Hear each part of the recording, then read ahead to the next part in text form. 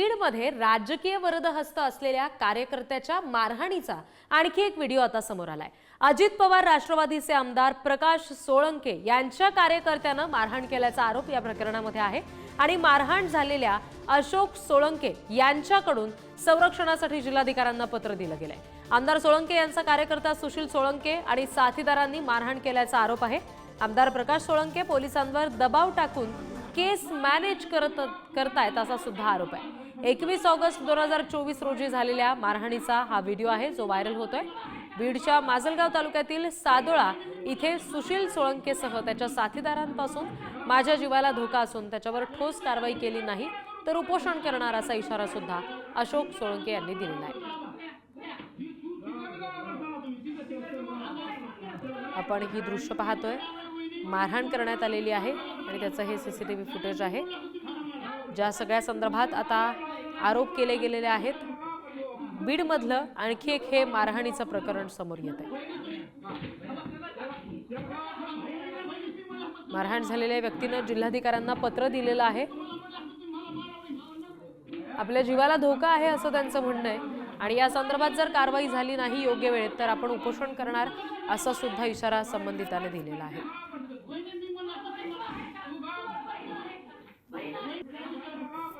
आपण सध्या ही दृश्य पाहतोय।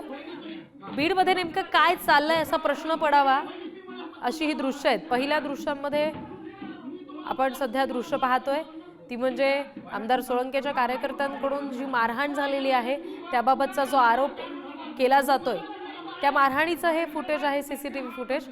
दुसरीकडे आपण बघतोय आमदार संदीप क्षीरसागर यांच्या पीएच्या संदर्भातलं हे प्रकरण आहे आणि मारहाणीच्या या प्रकरणात क्षीरसागर यांच्या पीएचा सुद्धा समावेश असल्याचा आरोप केला जातोय। त्याबाबतचा हा व्हिडिओ व्हायरल केला जातोय। त्याची दुसरी दृश्य आणि तिसरी दृश्य आहेत आमदार सुरेश धस यांचा कार्यकर्ता असलेला भोसले अर्थात खोक्या जो अजूनही फरार आहे, पोलिसांना सापडत नाहीये इतक्या दिवसानंतरही। त्याने बॅटनं अमानुष मारहाण केली होती एका व्यक्तीला, त्याबाबतचं प्रकरण आहे, त्याचा व्हिडिओ आपण बघतोय। बीड मधलीच तिन्ही दृश्य आहेत। बीडमध्ये नेमकं चाललंय काय, कायदा सुव्यवस्था आहे कुठे, कुणाचा वचक आहे की नाही असे प्रश्न उपस्थित व्हावेत अशी ही दृश्य आहेत। अमानुषपणे मारहाण करणं, धमकी देणं हे असे प्रकार सातत्याने बीडमध्ये होताना दिसतात। आणखी तपशील आपण या सगळ्या संदर्भात घेणार आहोत। प्रतिनिधी उदय नागरगोजे सध्या आपल्याशी जोडले गेलेत त्यांच्याकडून। उदय, काय नेमकं या सगळ्या संदर्भात आता घडलेलं आहे, जो आरोप केला जातोय सोळंकेंवर किंवा त्यांच्या कार्यकर्त्यांवर, याबाबत त्यांच्याकडून काही स्पष्टीकरण आलंय? नक्कीच रिद्धी, माजलगाव मधील ही घटना आहे। गेल्या वर्षी या प्रकारची ही मारहाण झाली होती अशोक सोळंके यांना आणि मारहाण करणारा हा सोळंकेंचा कार्यकर्ता असल्याचं त्यांनी म्हटलंय। तसेच आता त्यांनी 2 दिवसापूर्वी इथं जिल्हाधिकाऱ्यांना देखील अर्ज दिलाय की सुशील सोळंके याच्यापासून माझ्या जीवाला धोका आहे, त्याच्या साथीदारांपासून, आणि मला पोलीस संरक्षण द्यावं नसता मी उपोषण करणार असल्याचं देखील त्यांनी म्हटलंय। आणि या दरम्यानच त्यांनी या अर्जामध्ये सोळंके यांच्या देखील नावाचा उल्लेख केलाय आणि त्यांना सांगून केस मॅनेज करून घेतो, माजलगाव पोलीस काही करणार नाहीत असं देखील तो अनेकांना सांगतोय आणि अशोक सोळंकेला मारहाण करण्याचं सांगतोय सुशील सोळंके असं या अर्जामध्ये म्हटलंय। आता या दरम्यानच हा व्हिडिओ व्हायरल झाला असून कशा पद्धतीने त्याला मारहाण होते हे देखील आपण पाहू शकतो। बीडमध्ये जर गेल्या काही दिवसापासून पाहिलं तर राजकीय व्यक्तींच्या जवळचे जे कार्यकर्ते आहेत, समर्थक आहेत, त्यांच्याकडून सर्वसामान्यांना कशा पद्धतीनं मारहाण केली जाते, कशा पद्धतीने धमकी दिली जाते हे आपण पाहतोय। त्यातच हा नवा एक व्हिडिओ समोर आला असून यावर अद्यापर्यंत सोळंके यांची प्रतिक्रिया आलेली नाही। त्यांची प्रतिक्रिया जाणून घेण्यासाठी प्रयत्न सुरू आहे, तर त्यांची प्रतिक्रिया देखील लवकरच समोर येईल। तसेच या सगळ्या प्रकरणात आता पोलीस काय कारवाई करणार, संबंधित व्यक्तीला पोलीस संरक्षण देणार का आणि ज्याने मारहाण केली त्याच्यावर काय कारवाई करणार हे देखील पाहणं महत्त्वाचं ठरणार आहे। उदय, या सगळ्या संदर्भात आता जिल्हाधिकाऱ्यांनी काही दखल घेतलेली आहे का? त्यांनी याबाबत काही म्हटलंय अधिकृतरित्या?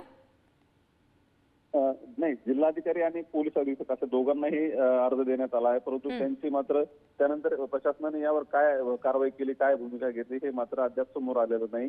ती देखील माहिती थोड्याच वेळात समोर येऊ शकणार आहे। जी उदय, तुम्ही आमच्याशी असेच जोडलेले राहा। सध्या आपण पुन्हा एकदा प्रेक्षकांना सांगूयात ही 3 दृश्य सध्या आपण पाहतोय बीडमधली।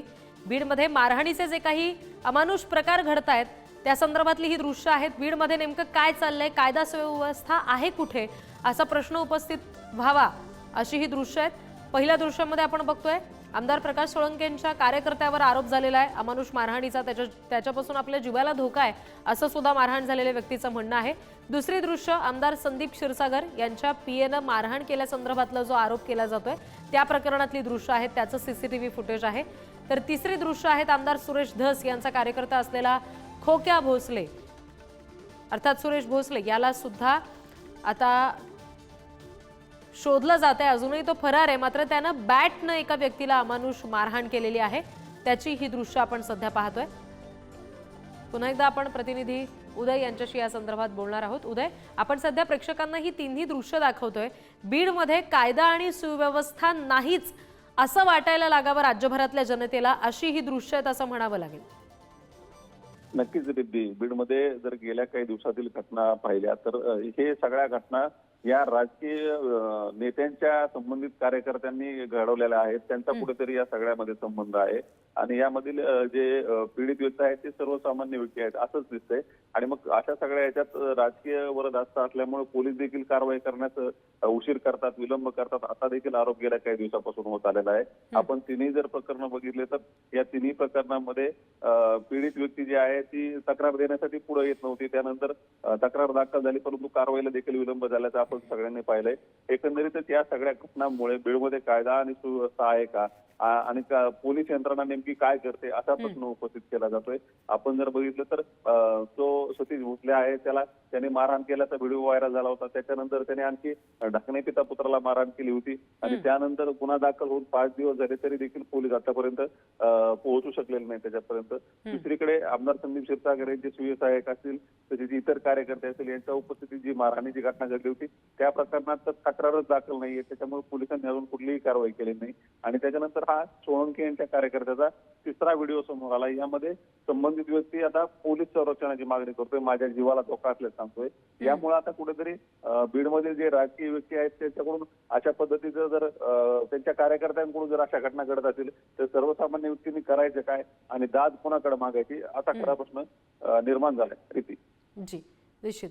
उदय, तुम्ही आमच्याशी असेच जोडलेले राहा. पुन्हा एकदा आपण सध्या हे दृश्य पाहतोय. बीडमधले अत्यंत भयानक प्रकार समोर येतात आणि सातत्यानं जसे प्रतिनिधी उदय यांनी सांगितलं की राजकीय नेत्यांशी संबंधित असणाऱ्या व्यक्तींकडूनच ही मारहाण होत असल्याचे सातत्यानं व्हिडिओ व्हायरल होत आहेत. मागच्या काही दिवसात सातत्यानं अशा पद्धतीनं व्हिडिओ समोर येताना दिसत आहेत. आणि या अशा सामान्य माणसांना होणाऱ्या मारहाणीमुळे महाराष्ट्रभरातलं राजकारण सुद्धा ढवळून निघतंय. कारण राजकीय आरोप प्रत्यारोप लगेचच या सगळ्यावरून सुरू होत आहेत. सध्या अधिवेशन सुरू आहे, आपल्याला माहिती आहे. राज्याचा अर्थसंकल्प सादर झालेला आहे, अर्थसंकल्पीय अधिवेशन सध्या सुरू आहे. या सगळ्या दरम्यान या सगळ्या मारहाणीच्या किंवा राजकीय नेत्यांसंदर्भात होणाऱ्या टीका टिप्पणीच्या सुद्धा चर्चा सातत्यानं तिथे होताना दिसत आहेत, त्याचे पडसाद उमटताना दिसत आहेत. असं एकंदरीत चित्र आता निर्माण झालेलं आहे आणि यातल्या सगळ्यात जास्त घटना या बीडमधून समोर येतात. त्यामुळे त्या दृष्टीनं सुद्धा विचार करणं फार आवश्यक असेल.